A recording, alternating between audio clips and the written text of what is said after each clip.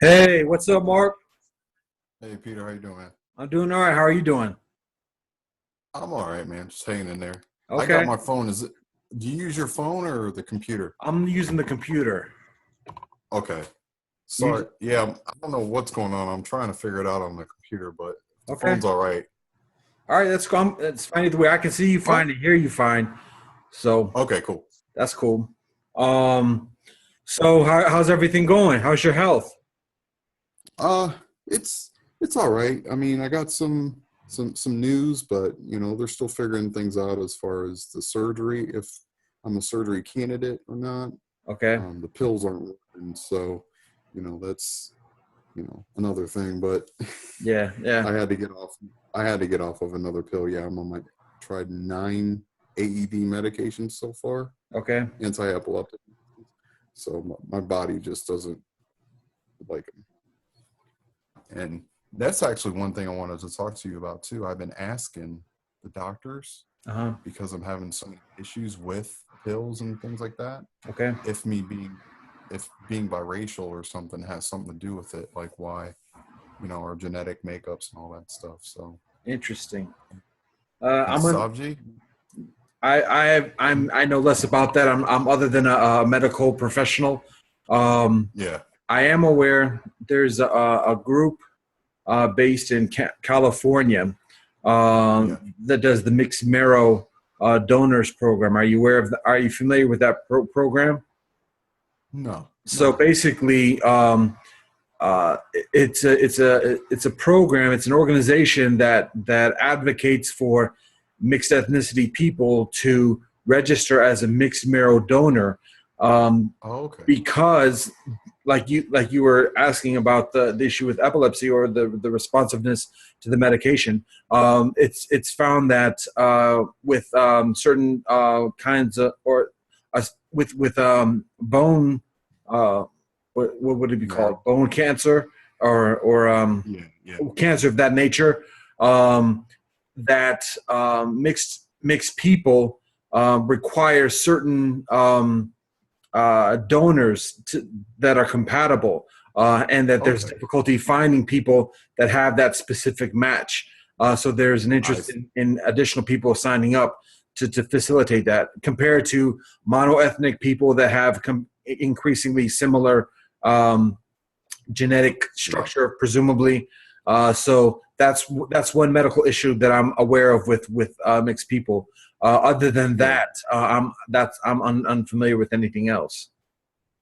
So that Okay. might be something to look into. And I can give you Yeah, I'm. I can give you the name of the organization, or you can Google it, and they Yeah, might know know professionals, medical professionals that are increasingly familiar with the unique medical needs of mixed people. So that might be yeah. a resource to check into. Oh, yeah. Most definitely. Okay. I'm. I signed up actually at the clinic to do some genealogy type things, Okay. testing, because this runs on my dad's side of the family, Okay. which is very, very mixed up. This is my Okay. my dad was the one that was African American, but his mom, my grandmother, her dad was a Pennsylvania Quaker, Okay. and he was part Amish and and half black Wow. back in way, way, way back. Yeah. Yeah. Yeah. So because there was a lot of my grandmother's siblings that were light, like me, Okay. but my grandmother was darker complected but had straight hair, Okay. and and then my grandfather, and he was from South Carolina, Uh huh. Lawrence, South Carolina, down Okay. there in the Red Clay. He Okay. he migrated up to work in Lorraine at the steel mills. So Yeah. um, yeah, most of my family's up in this area in Lorraine. I know when you and I talked, I think I was just getting out of the hospital Yeah. Yeah. on the phone, but yeah, so I just moved back up here not too long ago, because I was down in Newark, Ohio. You Okay. familiar with that? You It's know where further that is? south. Yeah, it's kind of by Columbus, Yeah. Okay. Granville. You heard of Denison University Oh or yeah, anything yeah. like that? I've been there before. Yeah. Okay. Yeah. What's Yeah. his name? Ted Danson. That's the alumnus I know from Denison Oh University. yeah. The dude from Office Space, and I think Oh yeah, Steve Carell. yeah, and then Yeah. the woman that's married to Tom Cruise, I think she went there too. I want to say who that is. I can't remember her name. Okay, Yeah, cool. Yeah, it's small. it's a nice school. That was actually I went on a university tour. Wow, back way when I was in high school, and Okay, the first school we stopped at was Denison, and we spent the night there. So really? that was my first experience of a college party. So is kind of cool. But yeah, so that stands out in my memory. So yeah, That's cool. Man. so So cool. I was Go ahead. no, I said I was reading your the thing that you had written, Yeah, the you know the um not guidelines, but the compact. yeah, that was pretty good, man. Okay, thanks. Yeah, it Yeah, was really I think there's a lot of interest.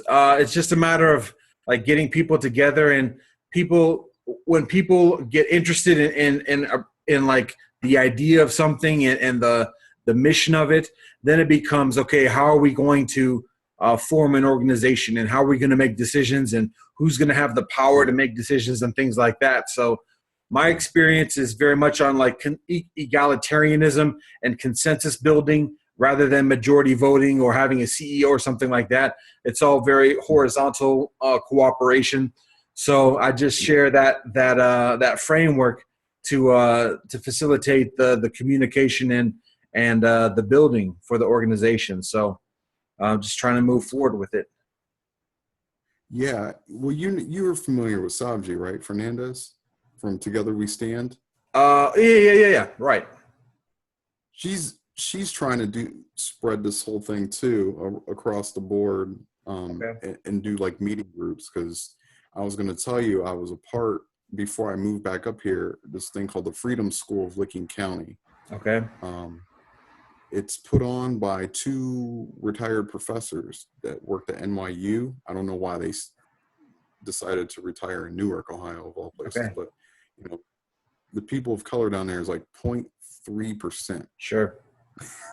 Yeah. So they wanted to, help out with those kinds of things. And my counselor, at the time, he was friends with them, and they got me involved in this group, and they're really good people. So that I can give them, your information too, and Yeah. we can, they can maybe help because they know a lot about, getting that kind of stuff started too as well. So Cool.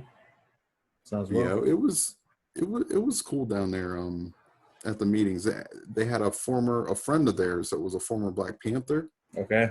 He came and spoke with everybody. Of course, it's a bunch of like white people, and then me and him. But Yeah. it was pretty cool, Okay. And I shared some of my poems and stuff, and I think I put that one, the Mixie perspective, Yeah. Yeah. on.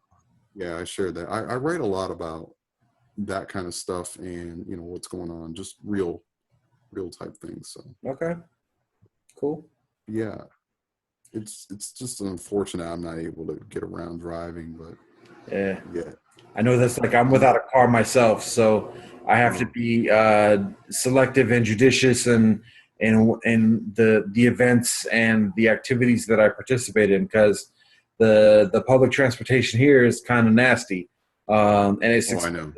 expensive. So before when I had a car, I would go to I do interfaith work in building peace and understanding cooperation between different religious and ethnic communities. So I would attend services and attend programs and events at different houses of worship and community places.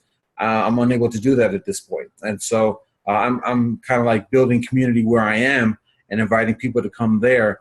But in terms of like getting out of my neighborhood, it's comparatively selective the occasions that I do so. So it can be I hear challenging. you. Oh yeah, for sure. So I know what Yeah, it's I've been. like. Yeah, February it'll be 2 years since I've driven, so Okay. it's Yeah. been. It'll be about the same time, February, March. It'll be 4 years for me. So yeah, Yeah, but you walk more, or you get out sometimes other ways a little bit further in, and you adjust accordingly. And so you find other ways of doing what you need to do and getting things done. Yeah, definitely trying to, for sure. Yeah. You know, but yeah, I actually met someone who I submitted a poem, I think, on the group called Choosing To.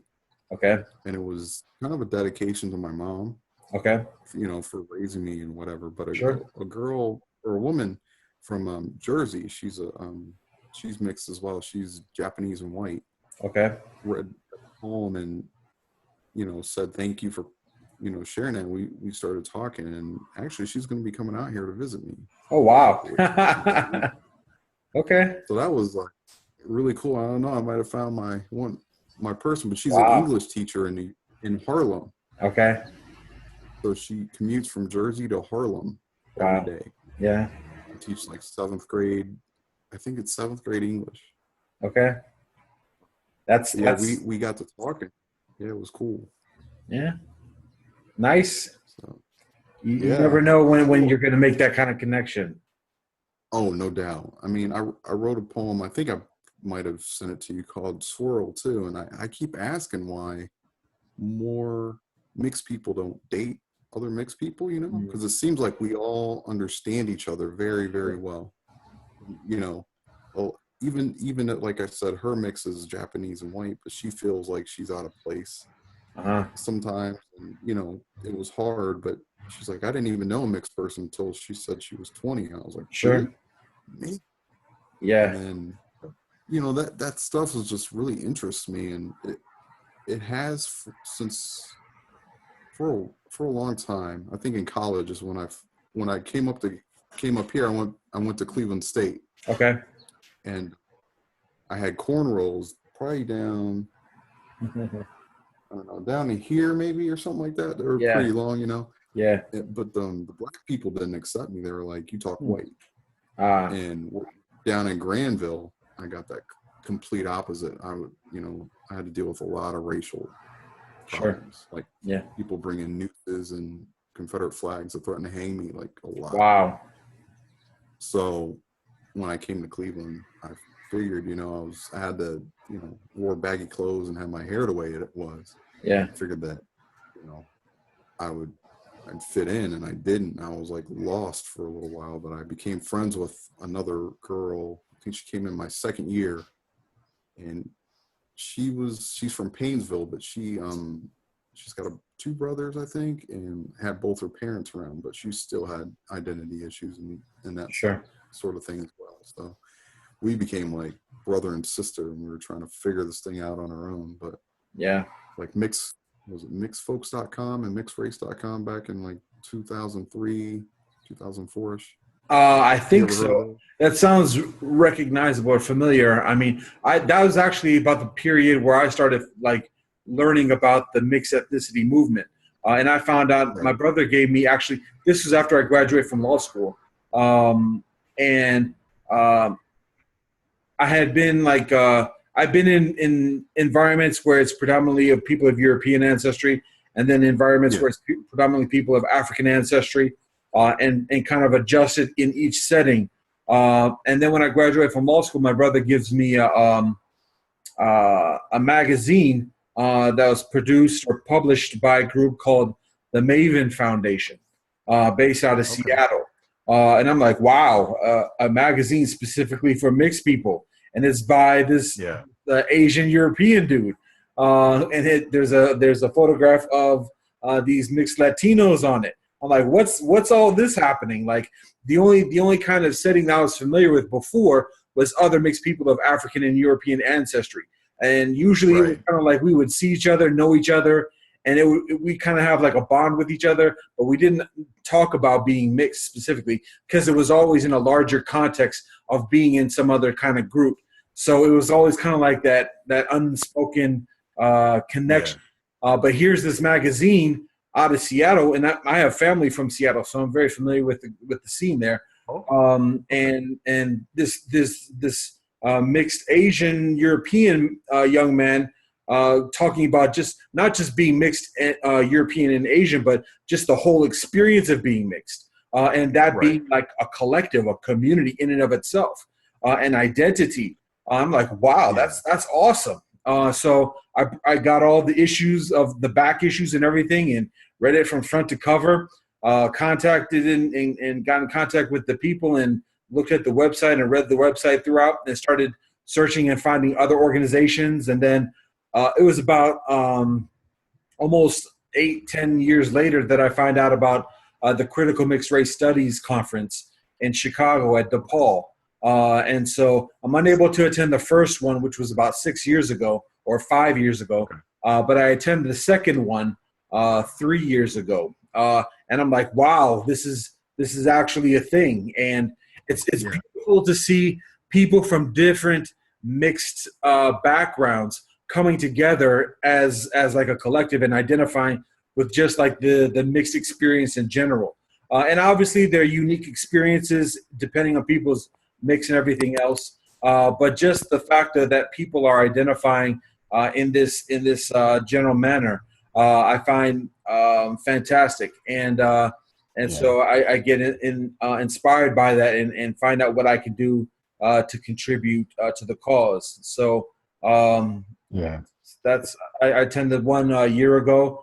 I'm uncertain if I'm going to attend the one in Los Angeles next year, but definitely planning to stay involved and continue building and trying to get like this foundation or something off the ground that does formal advocacy like an NAACP or something like that.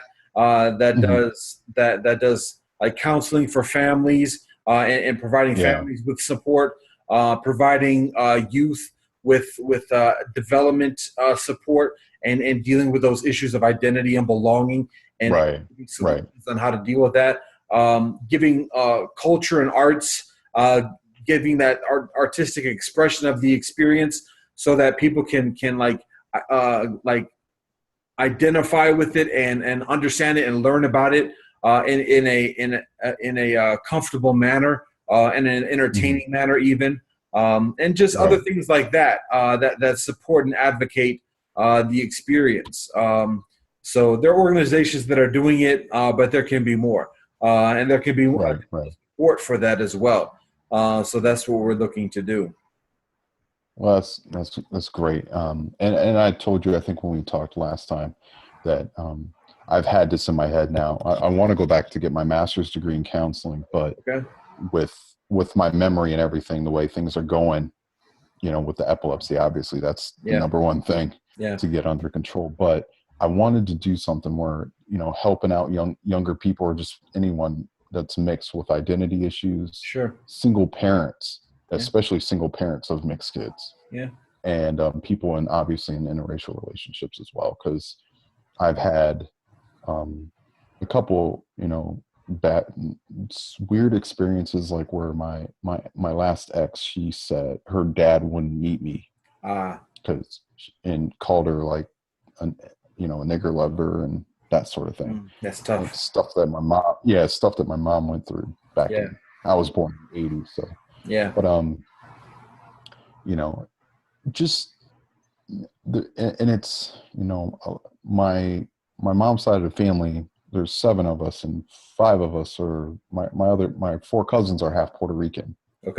So, and they got kids that are, my one little cousin was here earlier and I think last week he was here and I was talking to him and he's out, he's I think 11, and I was talking to him about being mixed and does he have issues and does he feel like he doesn't belong, and he said yeah. So I was like, man, same type of stuff that probably you and I were going through, and it's still happening. Depends on where you're at for sure, but Are you from? Let me ask you this: go ahead. We're chopping it up, and you're actually like sharing some insight that I want to build upon. But I mentioned to you that I'm doing this project of the Mixed Spirit project of talking with mixed people about spiritual experience, cultural experience growing up, and things like that. And so, are you okay if we get into some of those questions? Yeah. Okay. Yeah, go ahead. So, so just to give you a background on the project, so I do interfaith work and I also do mixed ethnicity work. The thing I find in doing interfaith work, which is dealing with different religions, is that Right. the participants and particularly the leaders tend to want to put people in boxes, saying, "Oh, this is a Right. Christian, or that's a Muslim, or that's a Hindu," Yeah. and still, I mean, respect and loving each other, but still having that identity of a distinct box, knowing how to Right. engage that person in that community. And so Right. there's tends to be an aversion towards blurring those lines and saying, "Oh, that's a Okay. person who's a Muslim, but also practices Hinduism, or is a Jew who's learning Buddhism, or something like that." There tends to be Right. a shying away or a discouraging of that. So the Mhm. notion of being mixed ethnicity kind of challenges that practice, because being mixed kind of Yeah. blends the line divides together. So that's one thing I find in interfaith movement. Then in the mixed Okay. ethnicity movement, we talk about identity and belonging, and community, and the blending of those lines, and experience in those confluences. But at the same time, there's kind of like an aversion and avoidance of talking about religion and spirituality, and Okay. talk about identity and belonging. We tend to abstain from talking about religious identity and spirituality, and how that Right. informs our experience as individuals, as ethnic, cultural, Mhm. traditional individuals as well. And so Okay. this project is kind of like merging those two realms together, and Okay. building, introducing a dialogue to talk about ethnicity and spirituality, for Right. people, for Okay. all people, but particularly for mixed people and young mixed people who are looking for solutions, in Yeah. reconciling the challenges that come with being mixed. Um, Right. so that's the basic gist of it. I've got Okay. five questions.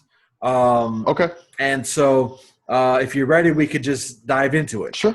All right, cool. Yeah. No problem. Go ahead. So, my experience is that it's beneficial for me to kind of just stick with the script. If you say something, I might like give you Mhm. another question to build off of it. If you Okay. gotta just move on to the next question, that's cool, and we can do so, and just move from there. Is that all right? Yeah. Sure. All right, No cool. problem, man. No problem at So all. the first question it might be the toughest question. It's a question that a lot of mixed people have a problem with, particularly because people have certain agendas or intentions with asking it. I asked this in just a way of building familiarity and a foundation of conversation. Sure. But this is it. Right. So the question in two Okay. parts. What is the ethnic background and the spiritual background of your father?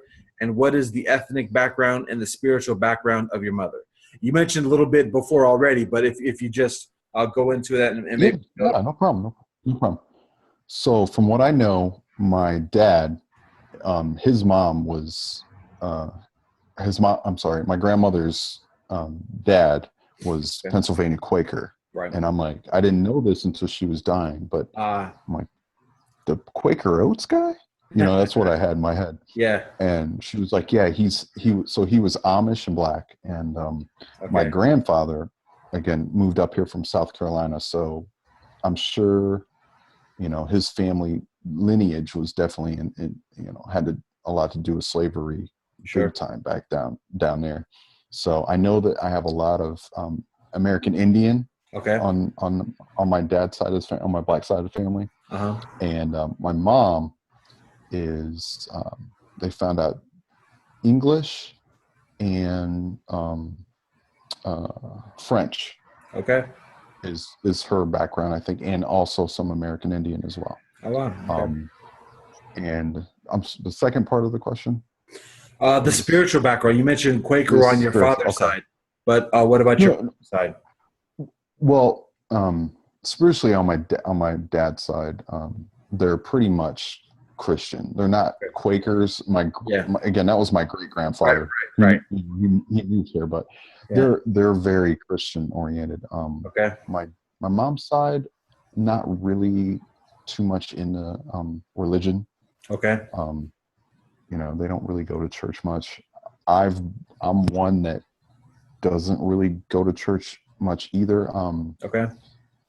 I believe in spirituality. I definitely believe that there's a God. I just don't, like you were talking about the separatism of, all this stuff. I just believe that there's one universal type God. And, so that's kind of what I believe. I just think that, it's a part of separating. I'm a big part of, or believer in what Tupac had to say about that. Okay. What's that? There's a video I just watched the other day, but he thinks that, again, religion is a way to, keep us separate and keep boxes, like you were saying. Okay. Keep us all in boxes. So, and that, there is a God, but people go off everything of the Bible, and he's like, if that was the case, I think God would have sent a revised copy by now. That kind of thing. Okay. And I kind of take that, and run with that as well. Like, I don't care if you're Muslim or Christian or whatever. As long as you're good people, let's, talk. And if you have issues or whatever, or get these people together and like hash them out. Like, why are we fighting? I mean, so much, or why it's been going on since the beginning of time, these fights and that sort of thing. So I just believe that we're all human, and we're here, and we should treat each other as that, and learn from each other, respect each other, and try and grow as much as we can. Keep passing it on. That's the way I feel about it. All right. I know that's an elongated No, answer. that's fantastic, and you're actually answering some of the future questions, or the questions down. So okay. That's cool, though. No problem. But so I just want to follow up on one thing you said. So you mentioned on your father's side that your father's family is comparatively religious and Christian, and you mentioned on your mother's side there's kind of like a maybe agnosticism or just an indifference towards religion. So given those backgrounds, and given the ethnic backgrounds of your parents, how do your parents meet and come together? From what I know, they met in high school, at Lorraine High School. Yeah. Because my mom was living in West Salem at the time on a farm, and then moved up to Lorraine. Okay. But that's how they met. And, I'm not really sure how it all kind of went down. Sure. I didn't know a lot about this until I actually lived in California. My aunt told me some stuff, but okay. I don't know. I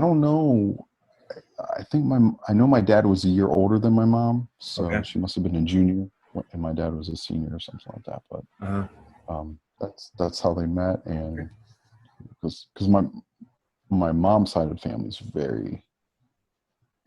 they were very against like that kind of thing. Okay. All right. Cool. Yeah. So that brings us to question 2. And you mentioned talking with your grandmother and her talking about your great-grandfather having the Quaker background. So so I understand. We're getting to know each other, so I know a little bit just what you said today about your family background. So I'm just making some presumptions. So it sounds like you maintain contact with both your father's side of the family and your mother's side of the family. Is that correct? Yeah. Okay. That's correct. So so growing up, what does your father teach you, or what does your mother teach you growing up as a kid? Either spiritually or culturally, or just ethics or morals, or what kind of lessons stand out that your parents teach you growing up? Morally, definitely how to treat people with respect, and just try to help out when you can. Even if you don't have a lot, just try to give what you can, and go from that point. I didn't spend a lot of time with my dad growing up. I Sure. stopped seeing him around 10 or so. But Okay. you know, but that side of the family, I definitely was super close with, Okay. more so than my mom's side. My my mom's dad disowned me until I was I'm sad to hear 13. that. So yeah, but so I spent a lot of time with my mom, and like I said, we just try to treat people with respect and, you know, Yeah. just help out and things like that. But I also learned that on my dad's side of the family, like, they just help out anybody. Okay. It doesn't matter who you are. Let's say if you were to come over for a reunion or something, you'd be part of the family and they'd welcome you back. Okay. Like, you know what I mean? They're just that kind of people, and Cool. very, very open-minded. And it's, you know, just don't look down on people. Just try to, you know, build people up, so to speak, and do what you can to help them. Yeah. Are a lot of the main things that I've learned, and I've tried to keep a hold of all that, even though the world we live in is definitely not like that. I hear you. So, but you know, I definitely try and do whatever I can to help, even in my condition, and I'm really struggling right now. But you know, I try to help out any way I can. So, Okay. Cool.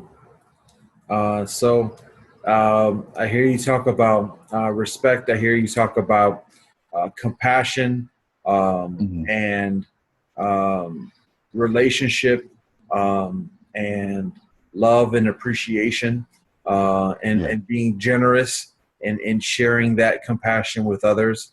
Yes, So sir.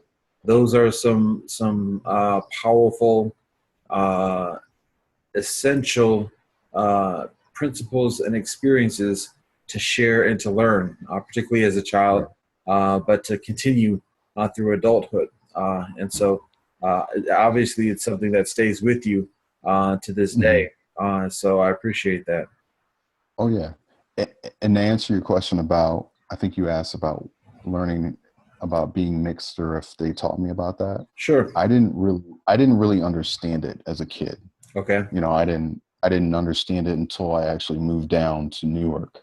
Okay. And because Lorraine is, I'm not sure if you're familiar, I'm sure you've heard of it. Yeah. It's pretty mixed up here. You know, a Okay. lot of Puerto Ricans, a lot of Black people, and white people as well. So Uh-huh. there's quite a bit of mixed people here. But when I moved down there, I was one of, I think, 5 or 6 people total of color. Right.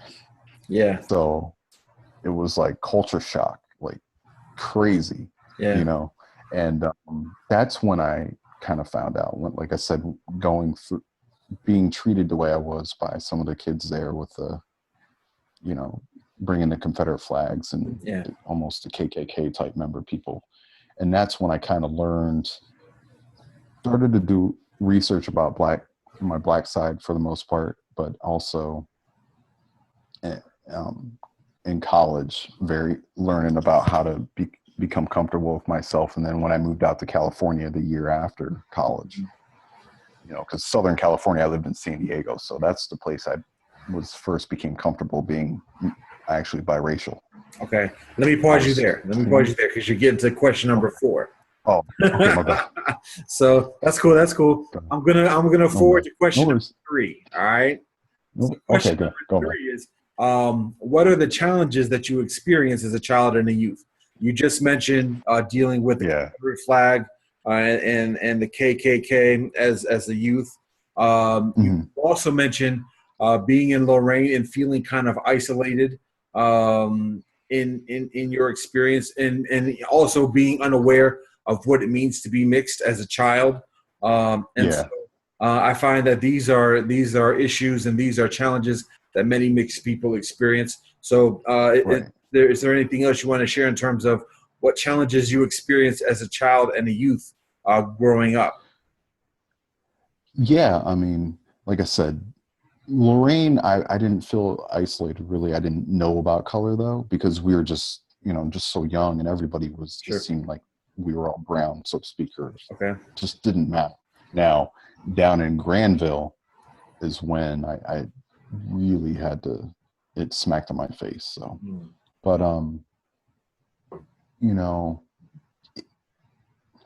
it was tough to, you know, to get that all of a sudden, but it was also hard because, you know, when you're going through that kind of stuff, you start asking questions and looking for help, so to speak. Uh-huh. And I don't think my mom kind of knew how to help me.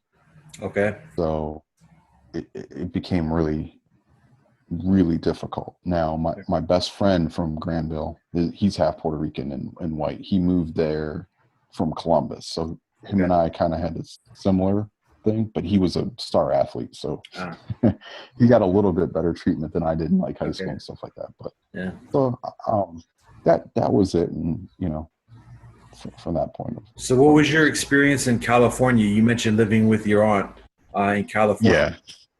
So what was California that experience like? California was wonderful.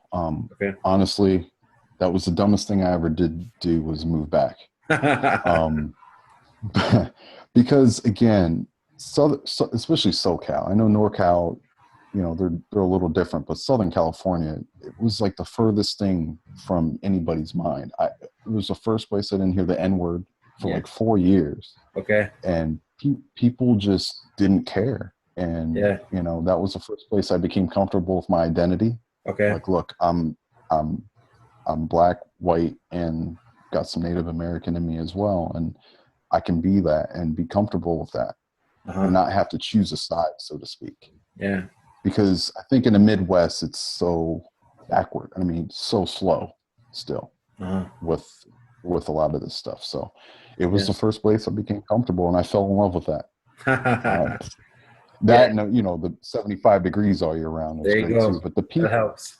Yeah, the people were just super, super cool. So I do this project with a number of friends already, and one of our friends is Kalina, who is a graduating senior at Northwestern, but she's from SoCal. She's there at this moment, getting ready actually to move to NorCal. But she talks about growing up, how she has the environment that she lives in is just very multicultural, and she grows up with people from different backgrounds. She herself is Jewish, European, and Chinese, and she is involved in each of those communities. But she also builds friendships with people from Brazil and Europe and other places as well. So yeah, I mean, that's California is kind of like if you look at the statistics, that's where the majority of mixed people are. And that's for sure. A lot of and even just beyond the mixed population, if you look at the monoethnic populations, Latinos, Asians are a large percentage, maybe 20 something or something up there. 30 maybe. Right. So right there, that's about 50-60% of the population. Then you have Africans, Europeans, and Middle Easterners and everything else. So it's kind of like a melange of just the different communities. So obviously there's still challenges. But when you talk about Ohio, the diversity, people say we've got white people, we got black people. That's diversity. And I'm like, yo, there's other colors in the rainbow. Right. I know, right? For sure. Kind of like we got a ways to go to get that dialogue and that experience increasingly pluralistic and representative of all the cultures and all the traditions of humanity. So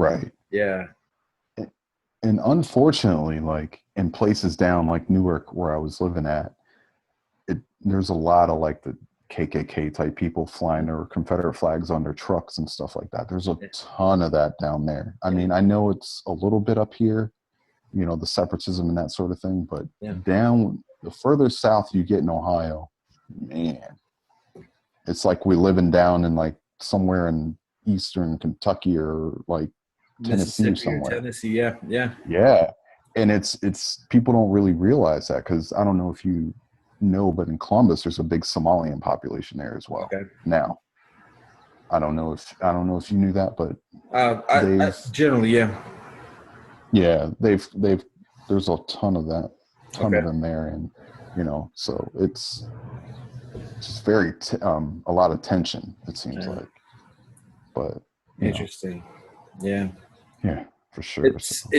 I mean, I live in the Coventry area, Cleveland Heights, and Cleveland Heights is known in our Cuyahoga area as being an increasingly diverse community.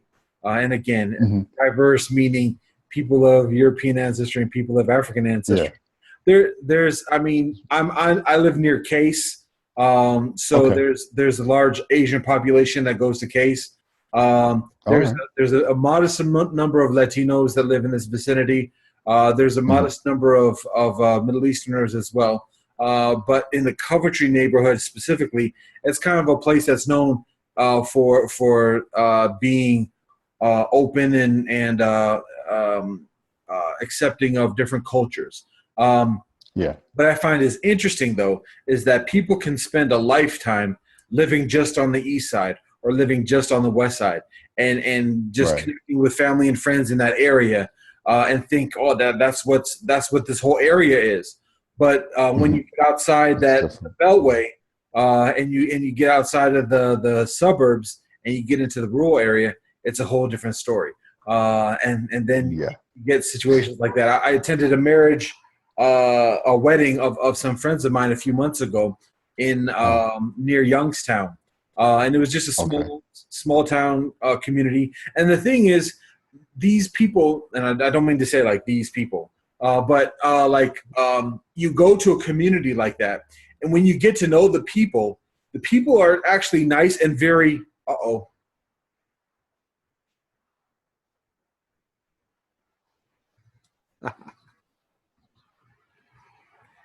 I'm uncertain if you can hear me, Mark, but it looks like it just cut off. Here we go. I can hear you.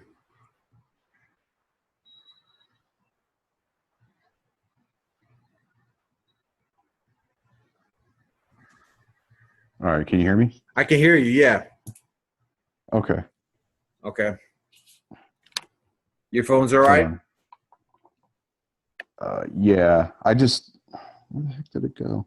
The camera, I think, cut off. Okay. For some odd reason. Hold on. Yeah.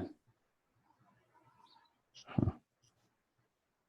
Do you know? Wait a minute. Here we go. I see you. There we go. My bad.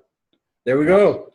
Up and running. That's the phone up. My bad. I hit the wrong button. That's cool. So I was just saying, like, you go to small town cities outside or small town communities outside of the urban and suburban area where they're increasingly homogenous. It's increasingly intolerant of people who are different or look different. But the thing is, get to know the people. And if you're in a situation where the people have to spend time with you and you get into a conversation and you talk about, you might talk about the weather, you might talk about sports for a little while, but then you start talking about actual life and things like that. People are very loyal. People are very strong in terms of principles and hospitality and things like that. When you get that comfort, then people start sharing that with you. But you have to kind of get through that barrier of being perceived as other, the foreigner. Once you get accepted or perceived as part of the community, then it's I'll do whatever I need, whatever I can for you. So it's tough to get beyond that barrier. And so I was having this conversation with a reverend who attended the wedding and at the reception. He and I were talking, and he was sending himself. He asked me what I did, and I said I do interfaith work. And he says, he says something about seeing those coexist stickers that have like the different religious symbols on it, or peace stickers that have different religious symbols on it. I used to have one on my car. And he said, if you have one of those in this area, you might get a window smashed in or something like that. So that's only like 30 minutes away from where I live. And I said, well, I'm in my area. There are a lot of those stickers around. So it's interesting to know that there can be that big of a difference in such a small, an immediate vicinity of each other. and how those communities kind of stay to themselves or Yeah. in an isolated manner. So there's a lot of kumbaya and a lot of bridge building that we have left to do. So, Oh yeah, for sure. but Sure. yeah, so I hear what you're saying with the challenges and when I go to California, and I know when I meet with friends from California, it's a little bit of a different experience. Oh So yeah. Most let me definitely. get into the fourth All question. right. So the Okay. fourth question is, given the challenges that you experience, you talk about isolation, belonging, intolerance, and animosity, being disowned from family members. So Yeah. some very tough challenges. As you Yeah. progress, what are some of the solutions that you find as you get into adulthood, as you mature? You mentioned learning about uh, ethnicity and race, and also about being mixed, being in California, being in a community with people who are also different or of different colors. What are some of the solutions that you find as an adult that to answer those challenges that you experience? Again, I think it's just a matter of, talking to people Okay. and getting to know them and breaking down the barriers. I was being, I was in counseling last year, Okay. and my counselor was maybe, I'd say in his maybe mid 60s. I'm just making a guess, but he's got two grandkids that are biracial. Ah. And before I moved up here, he was like, "Hey, I want you to, you know, come over to my house and meet my grandkid Haha. and Yeah. just talk to him about what it's like being mixed," because he wanted to know. Sure. And his grandson is 25 or 26 now, and I'm Okay. about to be 36. So it Okay. was a 10-year difference. But when I went over there and met him, it was like I've known him since he was born, Yeah. because we just had that understanding of what it's like to be a person of color, especially in that town, Yeah. you know. And it was great. And my counselor loved it, because he didn't understand what it's like, but Yeah. he was open-minded enough to want to know that, you know. And that's the hard part, I think, trying to get some people to know, because I still have family members that are like, won't listen to how we as mixed people, have to go about life, so to speak. Sure. And it's very, very difficult sometimes. I mean, even my mom, her and I just don't get along because of that Uh, sometimes. And it's like, you gotta be able to listen to what I'm trying to tell you, that, things are going to be different for me than you. They Right. should be, but they are. Yeah. And I think it's just a matter of, like I said, the communicating, just trying to be as upfront and honest as you can. Yeah. And, just be, but as far as solutions, again, I think it's all about communication and being open-minded, Yeah. because, you have to be. Yeah. I think that's extremely valuable, and I appreciate you saying that. And as you Oh, yeah. mentioned, talking with your counselor's grandson and connecting immediately, it makes me think about, again, that intrinsic connection that mixed people have, and Right. oftentimes, particularly when we're not in California, there we progress through life with like an interior dialogue where we Mhm. experience these challenges, but we don't have anybody to talk about it with. Even our brother and sister, I have a younger brother and a younger sister. We abstain from Okay. talking about these issues of identity and being mixed and everything else, because we're all going through it, and we all have that same deficiency is a strong word, but we all have that lack of tools to address these Mhm. issues. So we're unaware of how to articulate it. So we just have this Right. interior dialogue within ourselves, and we're trying to we think to ourselves, how do I approach this? And we don't have the Mhm. words, we don't have the history, we don't have uh, Just the wherewithal. Yeah. the leaders or the examples to deal with that. We Right. might see a mixed person here, a mixed person there, but very infrequently are those mixed people talking about being mixed. We just say, oh yeah, that's Right. okay. What is that person doing? And so there's a lot of unspoken learning going on in interior dialogue. So when you talk about actually having that conversation explicitly and articulating it, it's like, wow, Yeah. I've been asking myself those questions for so many years, and here's this other person who's doing the same thing. The same. Wow. Yeah. So it's like all those, you just meet each other for a few minutes, but you have Mhm. that years of connection because you've both been having that dialogue within ourselves for so long. Mhm. That is just like, yeah. And you just kind of connect on that level. So that's what I experience when I see that Maven Foundation magazine and reading the articles and just listening and reading what the people are talking about experience.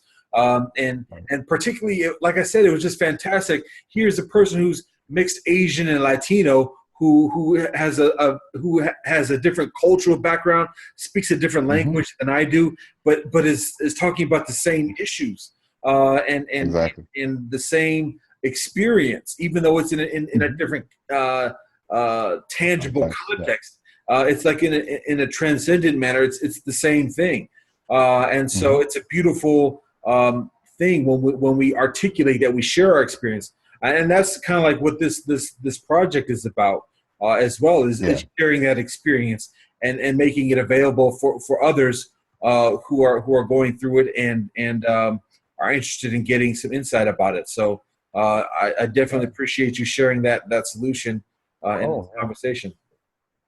Well, I also forgot to mention about my family. So my grandmother's brother was, we called him Sarge. He was one of the first African-American soldiers in combat in World War II. Okay. And he was also in Korea and Vietnam. Wow. But he picked up my auntie, my Aunt Peggy, from Japan. Okay. So they had, I think, 7 kids that were half Japanese, and my uncle was black, white, and everything else. But so, but one thing I want to do at some point, they're all my mom's age, so they're in their 50s or something like that. Okay.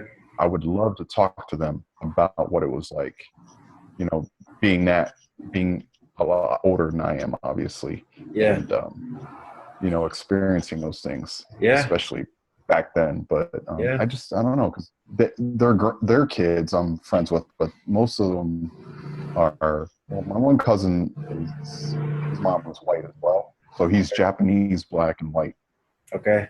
So, again, my black side family's got everything. That sounds like a very interesting story that your family has. Yeah. It reminds me it's of pretty cool. There's a documentary, an autobiographical documentary that a friend of mine, a friend in the mixed ethnicity community, puts out a couple years ago. His name is Jeff Chiba Stearns, and the documentary is called One Big Hapa Family. Have you seen that before or heard about it? No, I don't. Check it out. Is it online or on? It's on Vimeo. You might have to pay like $2 or $3 if you want to rent it for a day. Okay. He had it available for free a couple months ago as a promotion.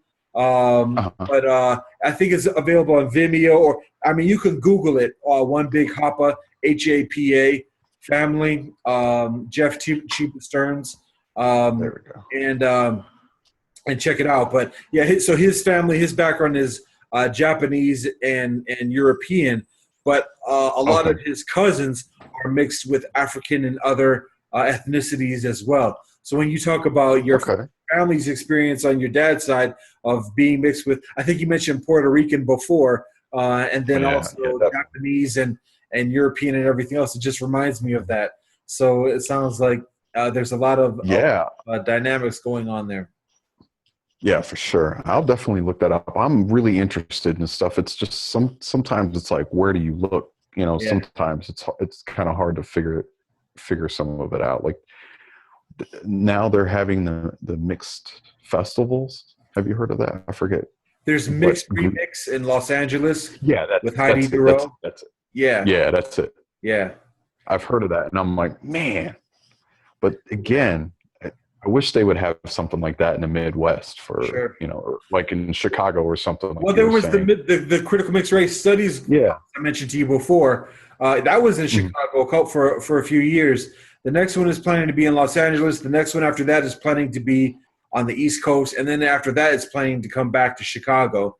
But Okay. there's a group called Mixed Roots, based out of Michigan, that Okay. does some stuff. There's a fair amount of stuff online, Mhm. and Right. but yeah, a lot of it's in Cali, or New York, Yeah. something like that. So it's kind of Right. Right. like Jeff is based out of Vancouver, British Okay. Columbia, in Canada, and there was a Okay. Palooza event there a couple months ago. But again, that's on the other side of the continent. So Right. Right. when friends, there's another thing called Loving Day, that's based out in New York, but it invites Okay. show to. So, are you familiar with Loving Day at all?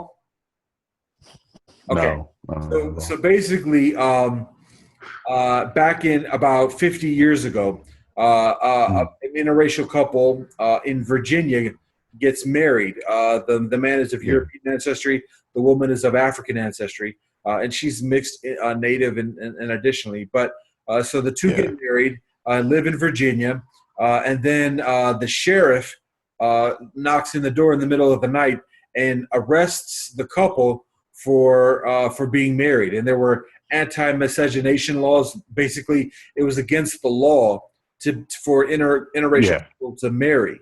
So then, Right. basically, long story short, the couple challenges the law. It becomes a U.S. Supreme Court case, and those laws that outlaw mixed marriages get annihilated or alleviated, so that it's legal Okay. for interracial couples to marry.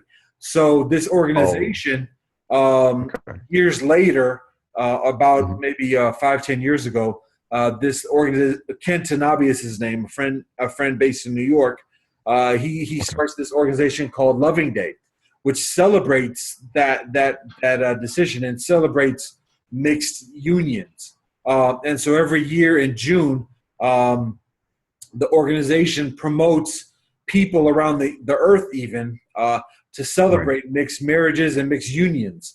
And so I actually put together a very modest gathering or rendition of it here in the Cuyahoga area. But people all Oh, over the cool. country hold Loving Day events, and there's Okay. like film festivals or cookouts or Mhm. parties or whatever else to celebrate mixed marriages and mixed unions. So that's something maybe we can plan for June. Do something here locally. Yeah, that'd be cool for But yes, sure. so there's stuff going on, and it's an additional amount of stuff. But yeah, Mhm. there's stuff happening. So and in that Cool. we're all communicating. We're all sharing our story. Right. So Oh yeah, for uh, sure. For so sure. yeah. So cool. All Mm. right, let's get to the fifth and final question. Fifth one. All All right. right. So the fifth question is, given your background, given the experience of Mhm. your family and you growing up, given the challenges that you experience, given the solutions that you find, Right. and teachings that you're provided, what is the message that you have to share with the universe from your experience? What is your message to the universe? My message to the universe is that basically we are all human beings, and we definitely, if we want to keep not succeeding, but if we want to succeed and build upon that, we need to start loving one another, learning about each other, Sure. and growing with each other. It should not have ever been about race and religion and stuff like that. We're all here together. So let's, get those things out of us that are separating us, and just learn about each other and be able to hang out and talk. If you have a difference of opinion, just let's talk about it. All right. You feel this way. I feel that way. How can we get together and take the positives from each side and, grow that way? And, I think it's, it can be done. It's just a matter of, time, obviously. And honestly, I think us as mixed people are going to be the bridge to, getting to that step where we can get to that point where we can all talk to each other. Mm-hmm. I really honestly believe that in my heart that mixed people are going to be a big proponent of that. Because by 2050 over half the population in the United States is going to be biracial, or biracial, triracial, whatever. So, we are coming, we're here, and I think we as mixed people represent that to, so to speak, people that aren't supposed to be together can come together, have a product, which is, a mixed child or whatever, and live and be happy. And I don't know. I just think that, it'll happen. It's going to take a lot of time, but people like you, me, and a lot of us that are trying to get this, we have these thoughts in our head. It's just like, okay, how can we formulate a plan? And you definitely got a plan going. I wish I could have that. I got the poetry. Yeah. But yeah, I feel like that. I mean, I'm a big proponent I'm a big Tupac fan, and Okay. he helped me out a lot. Down at that school, listen to that stuff really helped me. But he says, I guarantee you, he's like, I might not be the person that's going to make the change, but I'll spark the brain that will. And if we all have that mindset and keep going with it, it's going to keep building. You know what I mean? And I think that definitely helps out a lot. Awesome. Yeah. Thanks, Mark. I appreciate that. Oh, no problem, man. No problem at all. No problem at all. And like I